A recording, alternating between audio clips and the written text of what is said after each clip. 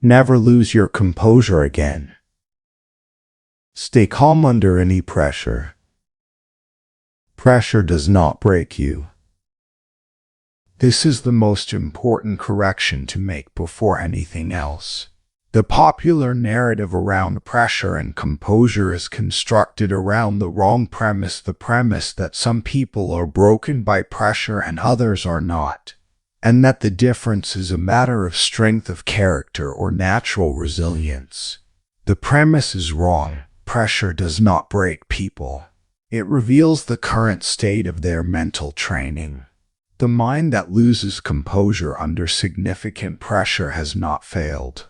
It has demonstrated, precisely and usefully, that the training for the specific pressure level that it encountered has not yet been completed. The mind that maintains composure under the same pressure is not a fundamentally different type of mind. It is a more trained one. The training is the entire difference, and training, unlike character, is something that can be deliberately developed through specific practices applied consistently across a sufficient time period. The word never in the title of this audiobook is precise. Not rarely, not less often. Never in the specific sense that the composure you build through the 10 chapters that follow will be available in the genuinely significant pressure situations that your life will continue to produce. As the naturally occurring tests of the mind you have built, the composure is not the absence of the pressure will continue to arrive. The composure is the built architecture that the pressure reveals as present and sufficient. 10 chapters, each developing a specific layer of the composure architecture, beginning with what pressure does to the mind, the specific mechanisms through which it degrades composure in the untrained person, building through the regulation practices, the internal chaos management, the pressure response discipline, and the stress tolerance development, arriving at the integrated identity of the unbreakable mind, the person whose composure is not the fragile achievement of the comfortable conditions but the durable expression of the trained architecture. Pressure reveals how trained your mind is. By the end of this audiobook, the revelation will be different, because what the pressure finds will have been built. Introduction. The trained mind. The composure that most people admire in others and aspire to in themselves is frequently misattributed to temperament, to natural disposition, or to the fortunate absence of the kind of life pressure that would test the composure seriously. These attributions are incorrect. The composure that holds under genuine pressure is built through specific, deliberate, consistent practices that develop the specific internal architecture that the maintenance of composure under pressure requires. The trained mind is not the unfeeling mind. It is not the mind that experiences pressure as trivial or that is indifferent to the stakes of the situations it navigates. The trained mind feels the full weight of the pressure, registers the genuine significance of the situation, and remains functionally effective, clear in its thinking, deliberate in its behavior, consistent in the expression of its values despite the pressure rather than in the absence of it. That despite is the training. Chapter 1 begins with the foundational diagnostic: what pressure specifically does to the untrained mind, and what it fails to do to the trained one. The understanding of the mechanism is the foundation for the development of the architecture that governs it. Chapter 1. What pressure does to the mind. Pressure exposes where the architecture is incomplete. The exposure function of pressure is one of its most practically valuable features, and reframing it as such rather than as the evidence of failure is the specific cognitive shift that transforms the experience of the pressure-induced composure loss from the shameful episode to the diagnostic information. The pressure has not produced the failure. It has located the specific layer of the architecture that is not yet complete and that the pressure exceeded. That location is the precise information needed for the next phase of the development. The stress response that pressure activates begins with the threat assessment system's evaluation of the incoming situation.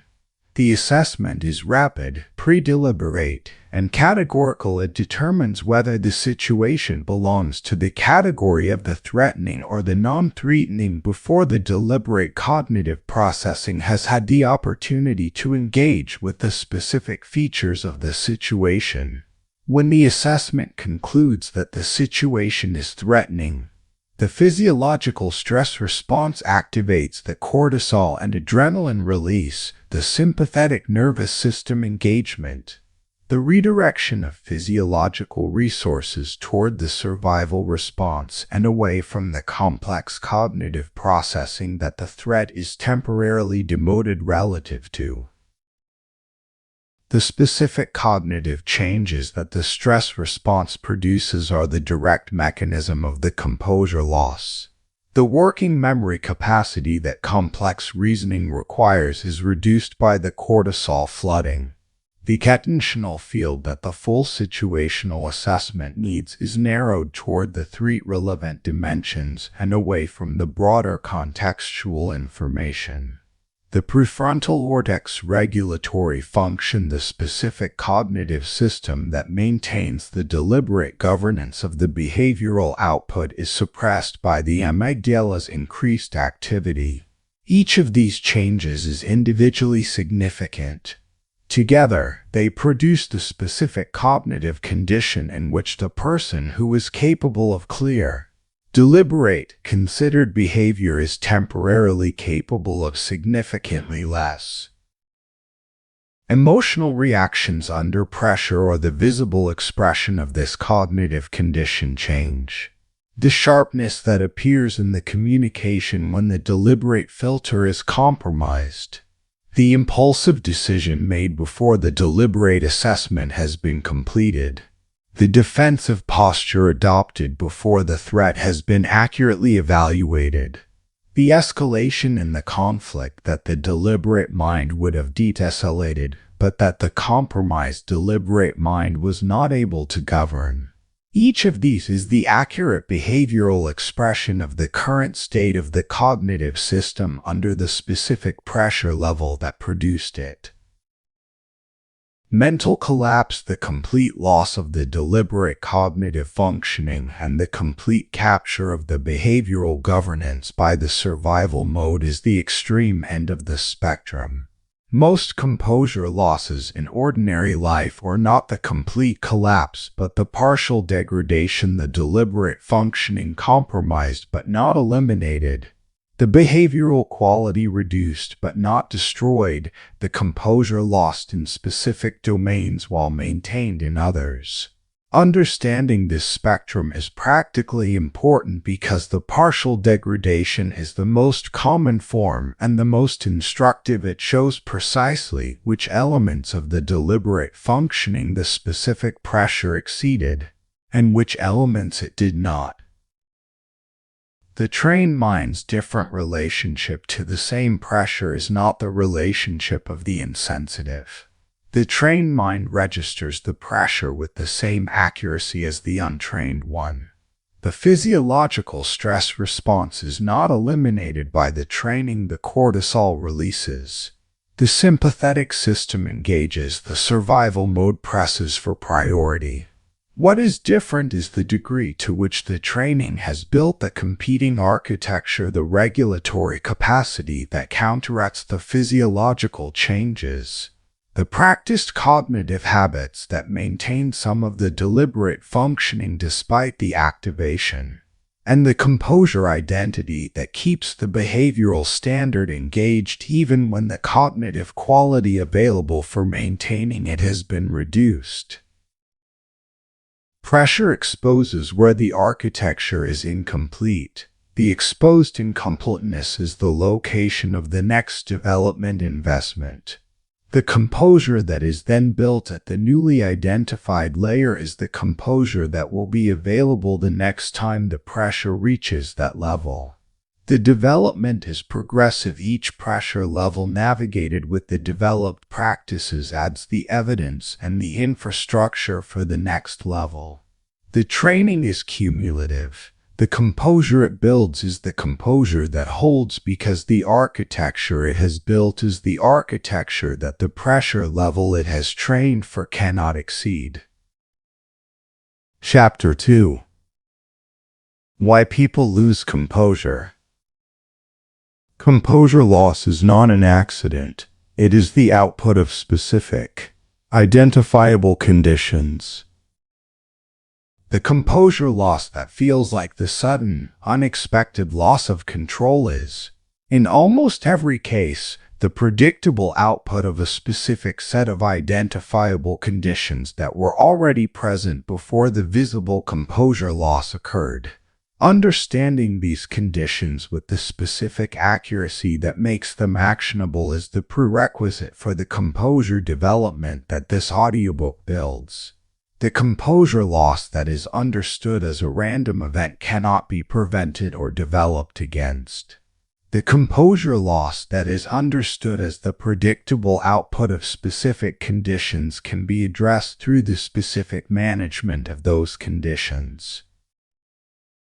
Triggers are the first condition, the specific inputs that reliably activate the emotional response system at a level sufficient to compromise the deliberate cognitive governance. The trigger is not the situation and its objective features, it is the interpretation of the situation by the emotional system in terms of the person's specific sensitivities, their core concerns, and the accumulated pattern library of past experiences that the current situation is matched against. The trigger is personal, specific, and consistent. The same category of input reliably produces the same level of activation in the same person. The composure loss from the trigger is predictable because the trigger activation chain is established and rehearsed through many past instances. When the specific trigger type arrives, the activation begins rapidly, automatically, and at the specific intensity that the established chain produces. If the training for the management of this specific trigger at this specific activation level is present, the composure is maintained. If it is not present, the activation exceeds the regulatory capacity and the composure loss occurs. Overload is the second condition, the cumulative state produced by the sustained combination of multiple simultaneous demands that together exceed the regulatory resource available. Overload is not the product of any single trigger or any single pressure. It is the accumulated state of the cognitive and emotional system that has been operating under sustained demand without adequate recovery, the state in which the baseline regulatory resource has been depleted to the level where even the ordinary triggers that would normally be managed without composure loss are now sufficient to produce it. The overload state is the most common context for the composure losses that most people experience as the confusing losses, the losses that occur in situations that, objectively, were not significantly more demanding than the many situations they had navigated without losing composure. The situation was not more demanding.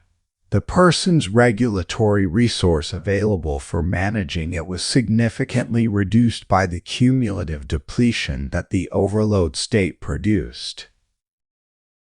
Emotional instability is the third condition, the chronic tendency toward the high-variance emotional experience and behavioral expression that makes the composure maintenance demanding in ordinary conditions and essentially unavailable in genuinely challenging ones. Emotional instability is not a character trait, it is the accumulated product of the insufficient development of the regulatory architecture.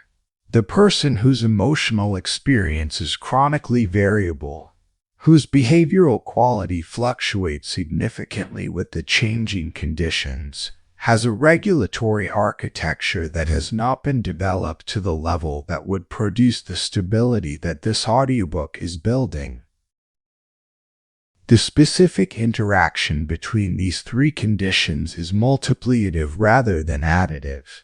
A person who has not mapped their specific triggers and not prepared the regulation practices for them is more vulnerable to composure loss from any triggering input.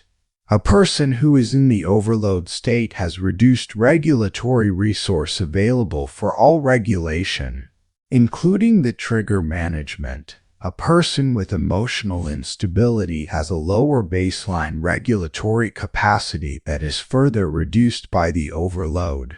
The combination of all three produces the specific vulnerability that the composure loss is the expression of. Composure loss is not an accident. It is the output of specific, identifiable conditions. The management of each condition, the trigger mapping and preparation, the overload prevention through adequate recovery, the regulatory architecture development through the practices in this audiobook is the specific development work that prevents the composure loss from being the predictable output of the identifiable conditions. The chapters that follow develop each element of this management.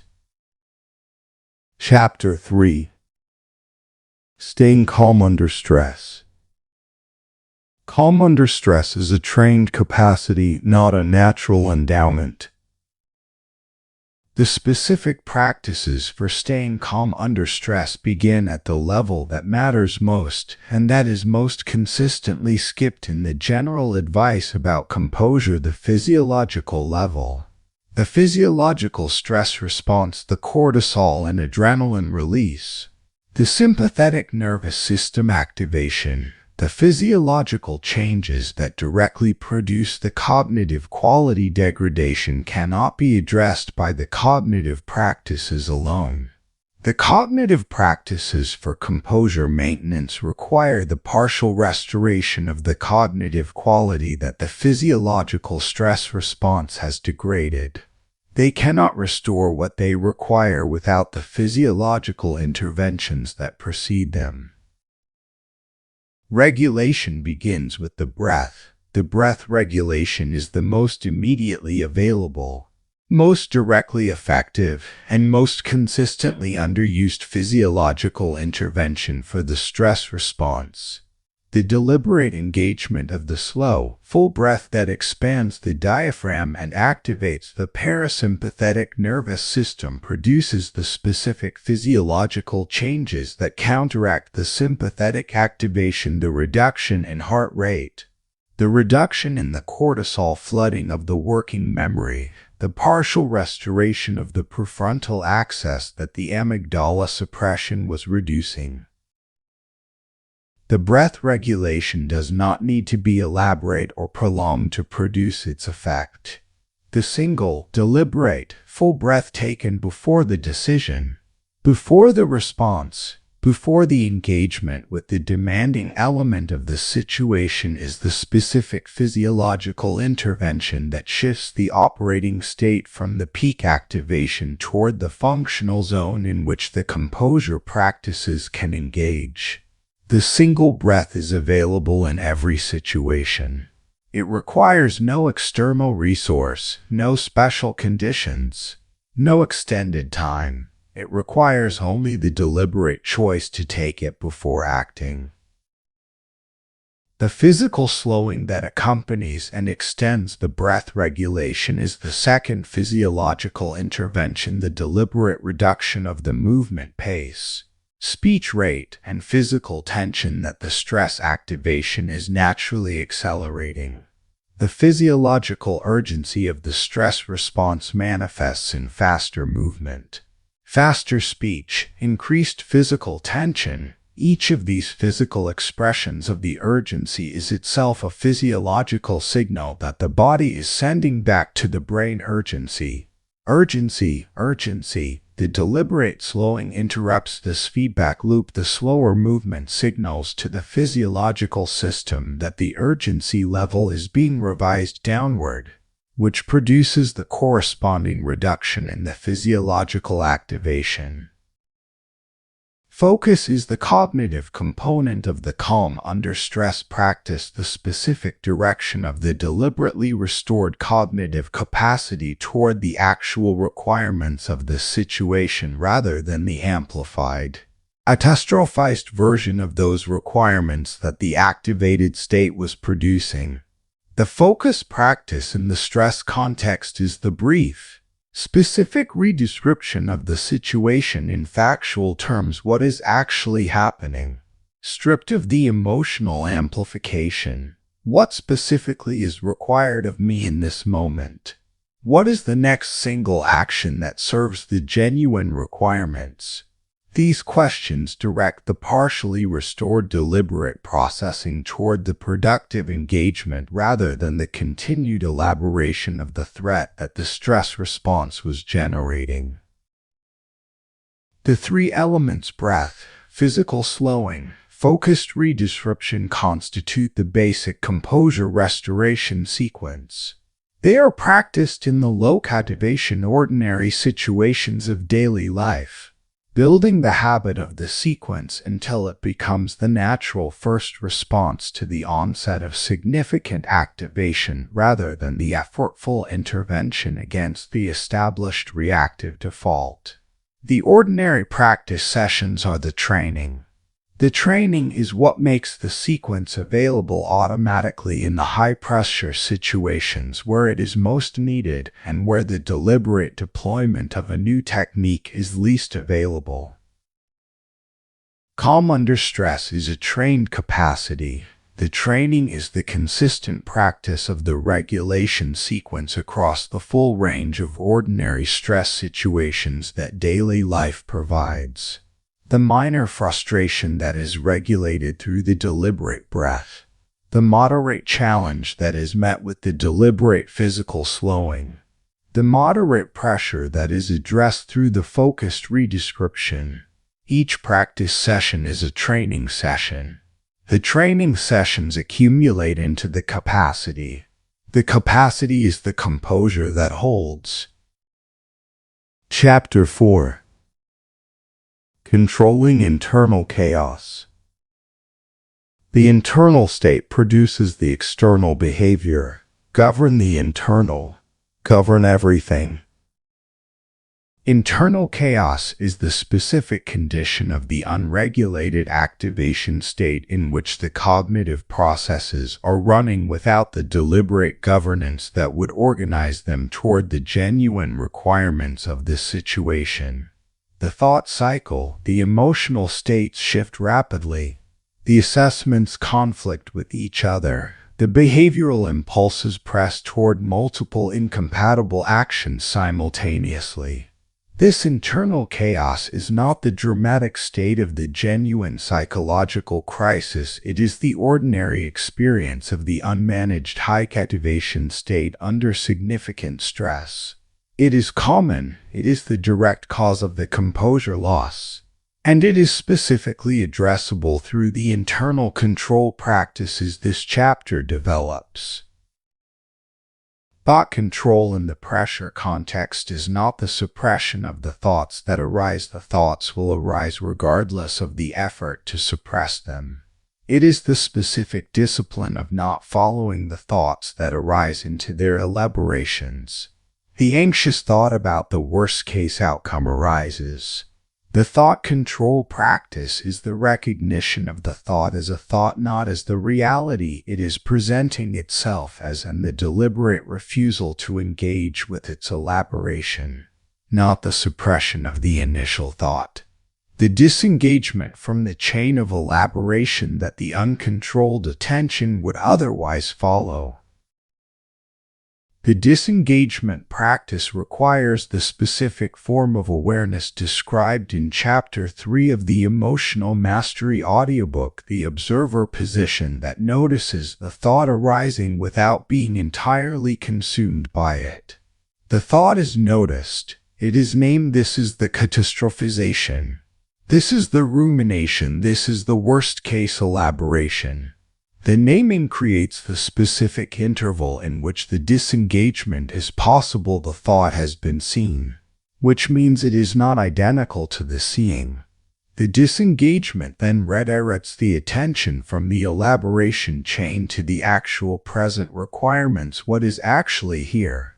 What is actually needed? What is actually within the scope of influence in this moment? Emotional balance is the outcome that the consistent thought control practice produces over time, not the emotional flatness of the suppressed life, but the specific quality of the emotional landscape in which the peaks and the troughs have been moderated through the consistent practice of the disengagement from the elaboration chains that amplify them. The genuine emotional responses to the genuine features of this situation remain. The cascading amplifications that the uncontrolled thought chains produce are reduced. The specific thought patterns that most reliably produce the internal chaos under pressure, or the three cognitive distortions identified in Chapter 4 of the Mental Strength Audiobook: the permanence attribution, the pervasiveness attribution, and the personal attribution. The pressure situation is experienced as permanent. This will always be this way. Pervasive, this affects everything, and personal, this is specifically about my inadequacy. Each of these attributions amplifies the genuine features of this situation into something significantly larger and more threatening than this situation actually contains. The internal control practice for each distortion is the deliberate examination of its accuracy. Is this actually permanent, or is it temporary in duration with a specific endpoint? Is this actually pervasive, or is it bounded in scope, affecting a specific domain rather than everything? Is this actually evidence of fundamental personal inadequacy, or is it a specific, addressable difficulty that the situation has produced? The examination does not eliminate the difficulty. It restores the accurate proportions, the specific, bounded, addressable dimensions of the situation rather than the permanent, pervasive, personal catastrophe that the distortions were constructing. Awareness is the ongoing practice that keeps the internal state from becoming the invisible driver of the external behavior. The internal state that is monitored, whose quality and its deviation from the regulated baseline are noticed and named, is the internal state that can be governed. The internal state that operates below the awareness threshold is the internal state that governs the behavior directly, without the deliberate mind having been consulted. The internal state produces the external behavior. This is the most direct statement of the relationship between the internal and the external that this audiobook builds on.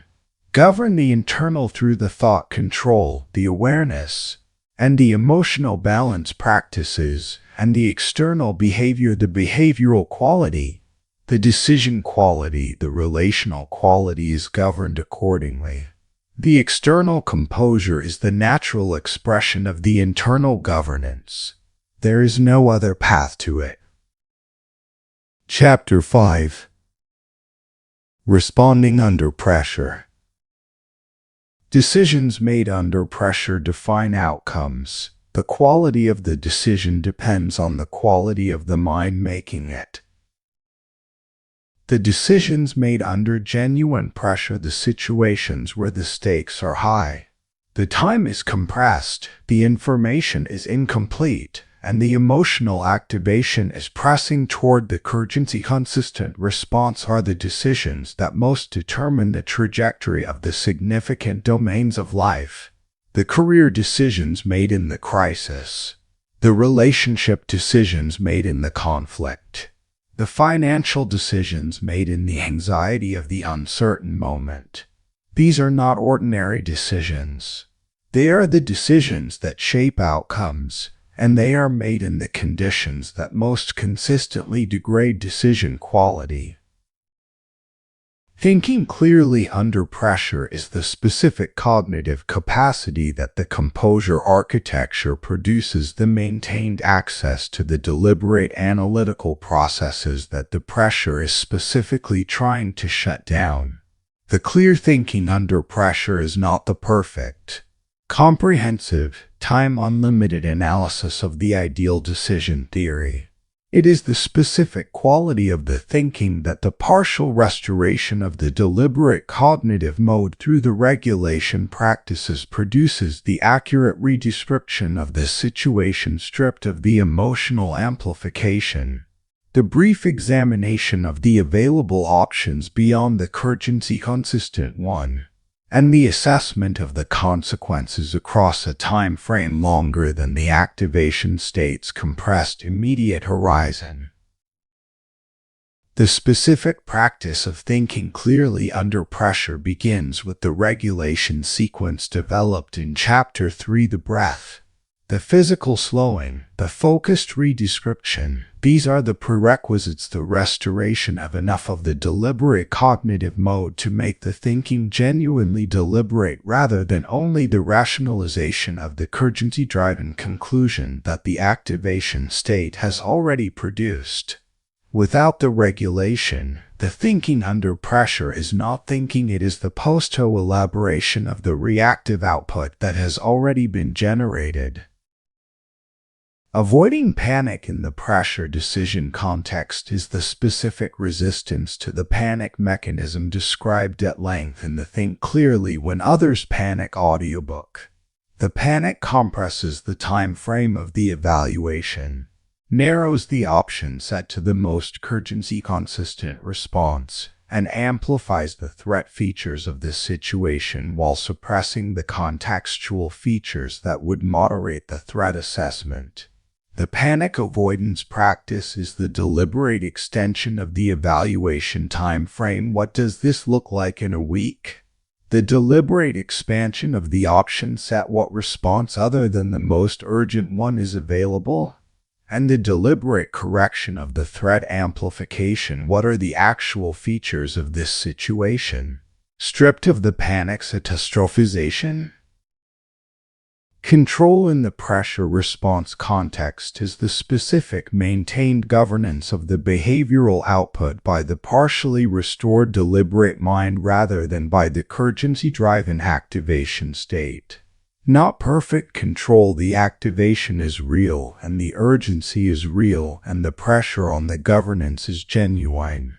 The specific, practiced, incrementally more reliable governance that the Composure training produces in the pressure conditions. Each pressure situation navigated with the regulation practices is a training session. Each training session builds the governance capacity for the next level of pressure.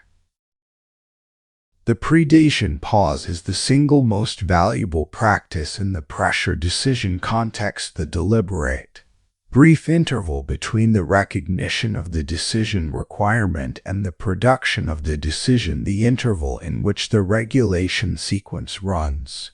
The panic avoidance practice engages, and the briefly deliberate thinking occurs before the commitment is made. The predation pause does not require extended time.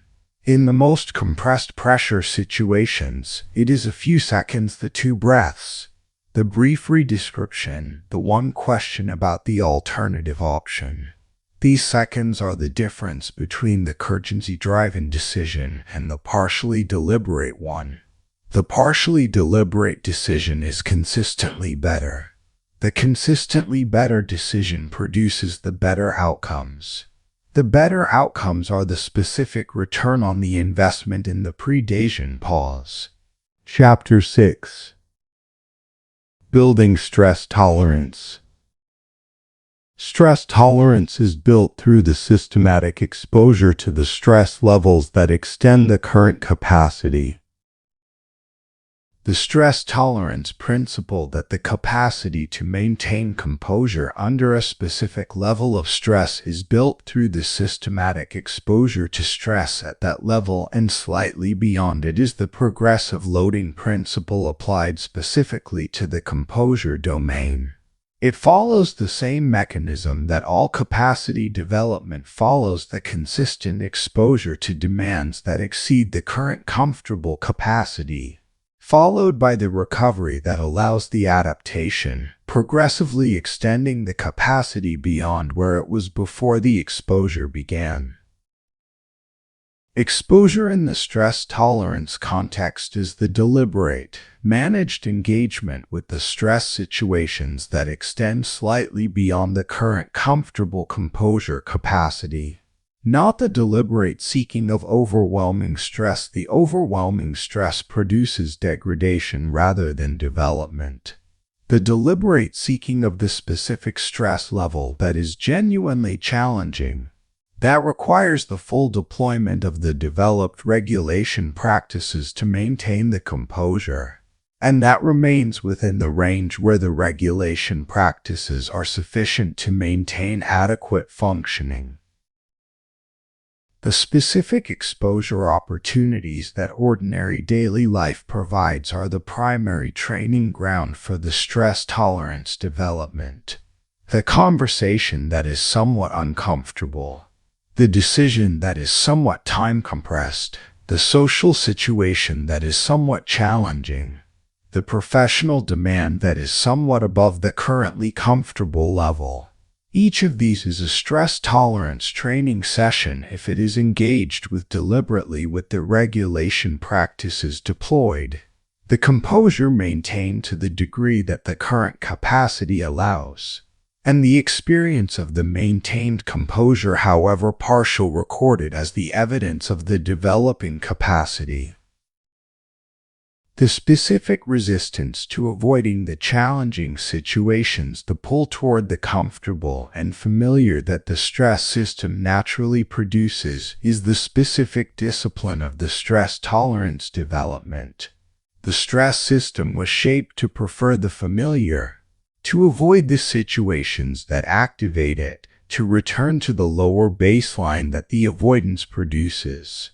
The deliberate engagement with the challenging situations goes against this preference. It is the specific, consistent exercise of the preference for the development over the comfort that builds the tolerance that the comfortable preference would never build. Adaptation is the specific mechanism through which the exposure produces the capacity increase.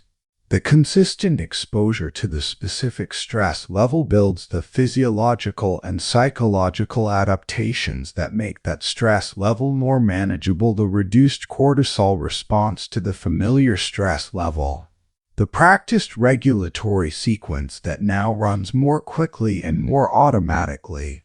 The accumulated evidence of having navigated this stress level successfully that reduces the threat assessment the next time the same level is encountered. The adaptation is real, specific, and durable. Growth in the stress tolerance domain is the progressive extension of the composure capacity through the accumulated adaptation to progressively higher stress levels. The person who has deliberately engaged with the mildly challenging situations has built the capacity for the moderately challenging ones. The person who has engaged with the moderately challenging has built the capacity for the genuinely demanding ones. The growth is not linear and not guaranteed the specific recovery between the exposure sessions. The honest assessment of the current capacity level and the calibrated progression of the exposure level are all required for the growth to be the product of the exposure rather than the degradation that overexposure produces. You can adapt to pressure. This is the specific empirical claim that the stress tolerance chapter is making, not the aspiration that pressure will someday feel less threatening, but the specific mechanistic prediction that the consistent, calibrated exposure to specific pressure levels will produce the specific adaptations that make those pressure levels more manageable. The mechanism is reliable. The development is available. The exposure is the practice. The adaptation is the result. And the result is the composure that holds at the pressure level that the training has prepared it for. Chapter 7. Calm Behavior in Crisis. In crisis, people follow the person who is still thinking. The specific leadership dynamic that genuine calm produces in the crisis context was developed at length in several earlier audiobooks of this series. Here it is addressed specifically in the composure context. The person who maintains their composure in the crisis is not only navigating the crisis more effectively personally, they are producing the specific social effect described by the social contagion mechanism, the automatic mirroring of regulated states between people that the limbic resonance processes of the social brain produce. The calm person's regulated state is a stabilizing input to the group's shared emotional environment, pressing it toward the lower activation level that allows the group to function more effectively. The leadership in the crisis context follows from this stabilizing function, not the formal authority of the designated leader, not the assertion of the most forceful personality, but the natural social gravitation toward the person who is still thinking. In the panicking group, the person whose deliberate cognitive processes are still accessible, who can see the fuller picture, assess the options, and produce the calibrated response, is the person who has the most specific and most valuable contribution to make. The group orients toward this contribution. The orientation is the leadership. The leadership follows the composure. The specific calm behaviors in the crisis context that communicate the maintained composure to the group are the behavioral expressions of the regulated internal state, the pace of movement and speech that does not carry the urgency signals of the activated survival mode, the voice quality that maintains the measured, deliberate quality of the deliberate cognitive mode, the attentional behavior that demonstrates the broad, scanning engagement with the full situation rather than the tunnel-focused engagement with the single most threatening element. These behavioral signals are the specific communication to the group that the person producing them is still in the deliberate mode, still thinking, which is the specific communication that the panicking group is most specifically seeking. Stability in the crisis context is the quality that makes the calm behavior available across the extended duration of the crisis, not just the first moments, but the third hour and the fifth. The stability that the stress tolerance development of Chapter 6 has built is the stability that holds across the extended crisis duration, because it has been built through the progressive exposure that prepared it for the duration as well as the intensity. Influence in the crisis context is the specific social power that the calm behavior produces, the natural authority of the person who is still thinking, whose contributions to the group's assessment of the situation are the most accurate and most useful, and whose regulated presence is the most consistently stabilizing contribution to the group's functioning quality. This influence is not claimed. It is earned in real time through the specific behavioral demonstration of the maintained composure that the crisis is specifically testing. Building the calm crisis behavior requires no special preparation beyond the general composure development that this audiobook describes. The person who has developed the regulation practices, the stress tolerance, and the internal chaos management through the consistent practice in the ordinary situations is the person whose developed capacity will be available in the extraordinary situations that crises represent.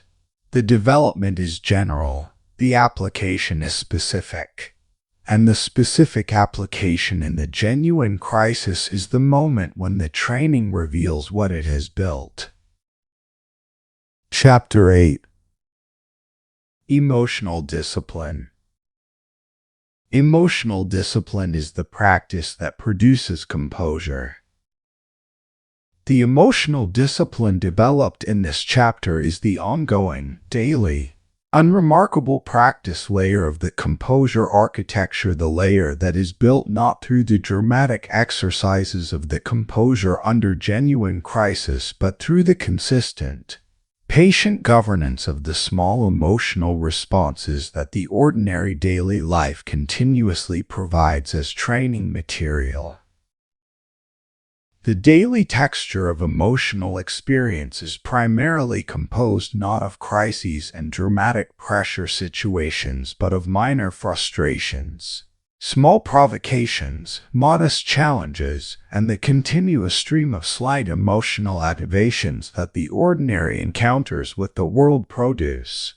These small activations are the primary training material for the emotional discipline, not because any single one of them is significant, but because the accumulated pattern of how they are managed, whether they are governed through the deliberate practices or expressed through the automatic reactive default, is the specific foundation that the composure in the genuinely significant situations is built on.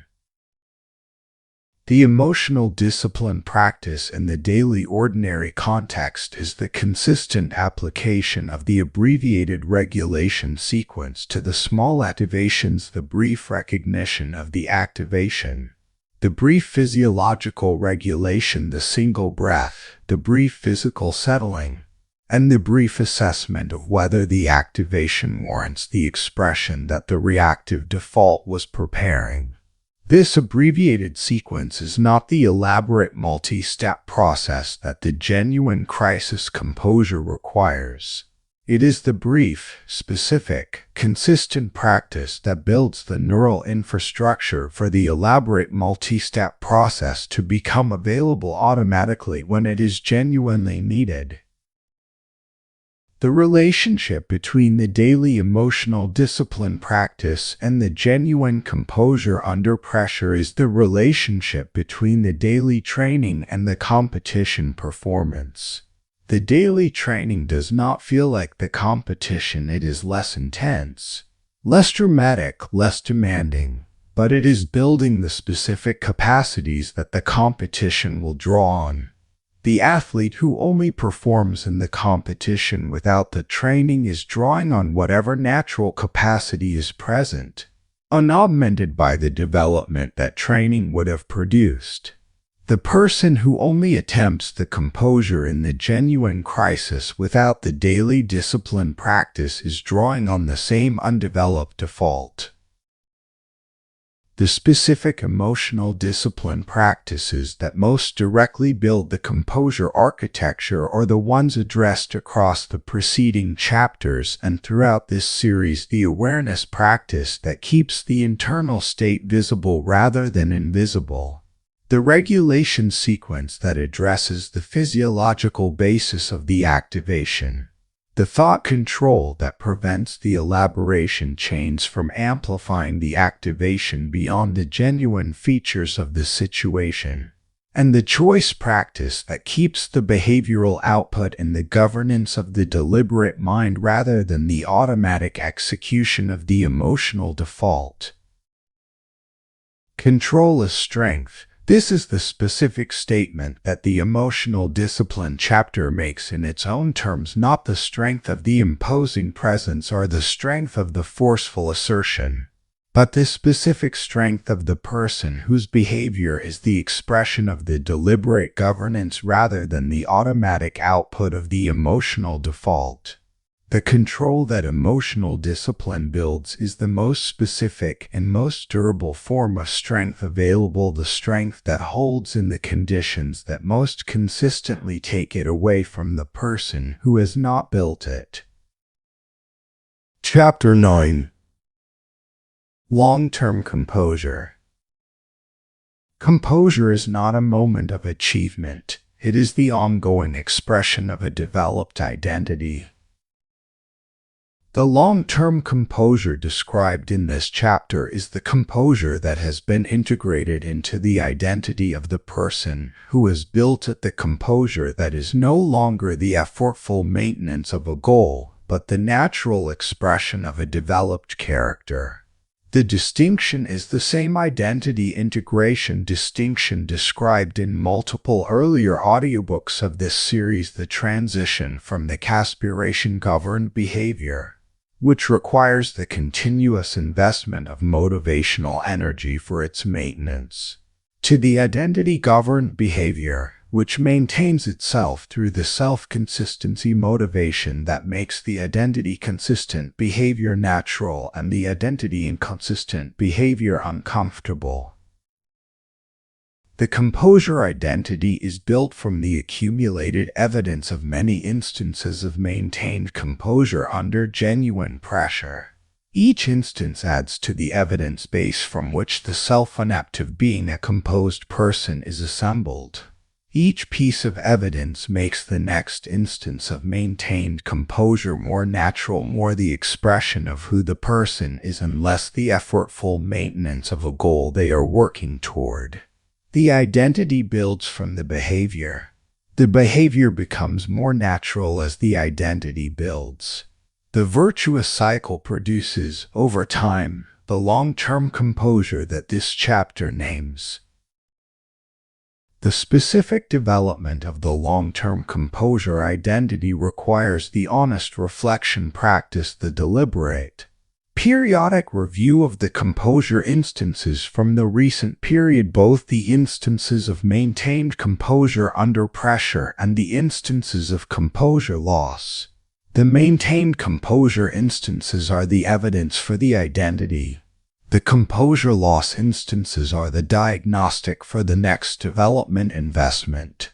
Both are used, neither is ignored or exaggerated.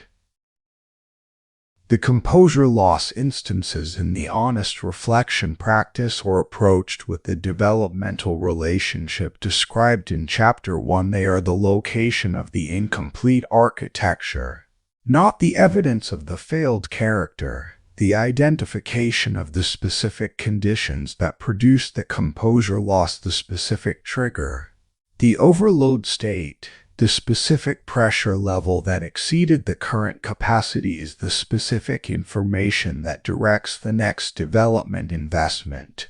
The next investment builds the capacity for that specific condition. The composure loss becomes the development opportunity. The development opportunity becomes the developed capacity. The developed capacity becomes the evidence of the growing identity. The long-term composure also requires the specific maintenance of the conditions that make the composure sustainable, the adequate recovery practice that prevents the overload state, the consistent emotional discipline practice that maintains the neural infrastructure of the regulation sequence, and the honest self-assessment that keeps the composure development pointed at the genuine current edge of the capacity rather than the comfortable level that the already developed practices have made easy. Composure is not a moment of achievement. It is the ongoing expression of a developed identity, the expression that continues to develop, continues to be tested by the new pressure levels that the genuinely engaged life continues to produce. and continues to build the evidence that the identity requires for its maintenance and its growth. The person who has built the long-term composure is not the person who has completed the development. They are the person who is committed to the development, who has built enough of the architecture to be reliably composed in the ordinary and moderately challenging conditions, and who continues to build toward the genuinely demanding ones. Chapter 10. Becoming unbreakable. Unbreakable is not the absence of pressure, it is the relationship to it. The unbreakable mind is the specific development destination of this audiobook, and it requires the same precision of definition that the opening hook began with. Unbreakable does not mean unaffected. The unbreakable person is not immune to pressure, not indifferent to the stakes of the genuinely significant situations, not unfeeling in the face of the genuinely difficult. The unbreakable person is fully affected, registers the pressure, feels the stakes, experiences the genuine difficulty, and is not broken by the experience.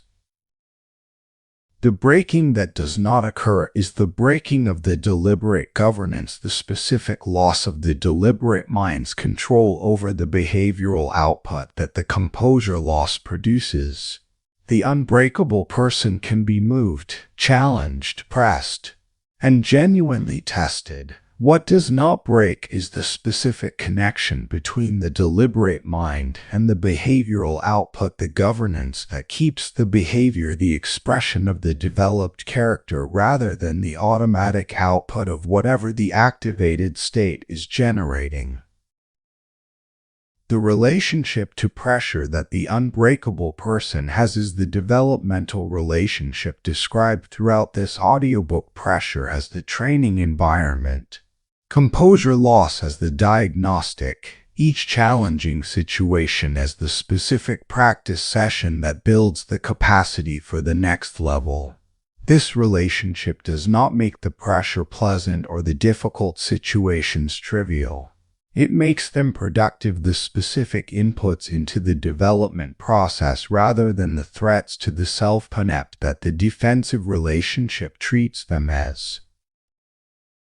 The specific qualities of the unbreakable mind, accumulated across the 10 chapters of this audiobook, constitute the integrated architecture, the physiological regulation capacity that addresses the stress response at the neurological level, the thought control practice that prevents the cognitive amplification chains from exceeding the genuine features of the situation, the awareness practice that keeps the internal state visible and manageable, the stress tolerance built through the progressive exposure to the calibrated demands, the crisis composure that stabilizes the social environment through the maintained regulated presence, the emotional discipline that builds the daily training into the composure identity, and the long-term commitment to the honest reflection and the continued development. The pressure will arrive. It has always arrived. It will continue to arrive in the forms that the genuinely engaged life continuously produces: the acute crises, the chronic difficulties, the acute and intense tests of the character under genuine demand. The training is what prepares the mind that these pressures will find. The mind that the training has prepared is the mind that the pressure reveals as trained, as composed, as capable of the deliberate governance even under the conditions most specifically designed to prevent it. That is the unbreakable. That is what the 10 chapters have been building. That is what you now have. Closing. The architecture that holds. 10 chapters, 1 architecture, built to hold. Not to prevent pressure, not to remove the testing, not to make the genuinely difficult situations feel comfortable. To hold, to maintain the deliberate governance, the behavioral quality, and the character expression in the conditions that the preceding training has specifically prepared for. Chapter 1 Establish the diagnostic frame. Pressure reveals the state of the training, not the quality of the character. The composure loss is the location of the incomplete layer. The incomplete layer is the target of the next development investment. Chapter 2 Map the conditions that produce the composure loss. The unmapped triggers, the overload state, the emotional instability, each specific, each addressable, each the target of the specific management practices that the subsequent chapters develop. Chapter 3 Built the foundational regulation sequence. Breath, physical slowing, focused redescription. The three-element practice that addresses the physiological basis of the composure loss before the cognitive practices can engage. Chapter 4 Develop the internal chaos management. Thought control, emotional balance, awareness. The specific practices that keep the internal state from becoming the invisible driver of the external behavior in the high activation conditions. Chapter 5 Address the pressure decision, the predation pause, the panic avoidance practice, the extended time frame and expanded option set that the partially restored deliberate mode makes available. Chapter 6 Built the stress tolerance through the progressive exposure principle. Calibrated, consistent, recovery-supported exposure to the specific stress levels that extend the current capacity, producing the real, specific, durable adaptations that the next level of pressure will find present. Chapter 7 Address the social dimension of the crisis composure, the stabilizing function of the calm behavior in the group context, and the natural leadership that the composure-based functional contribution produces.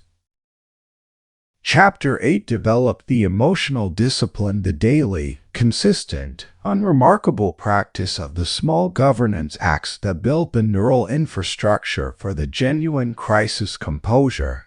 Chapter 9 Develop the long-term composure identity, the honest reflection practice, the developmental relationship to the composure loss instances, and the identity integration that makes the composure the natural expression of who you are rather than the effortful maintenance of a goal. Chapter 10 Name the destination unbreakable, not the absence of the break, but the specific relationship to pressure that transforms every pressure level into training material for the next. Pressure will reveal the architecture. The architecture is built. The pressure arrives. You feel it. You regulate. You think. You respond. The composure holds. Because you train for this. Unbreakable.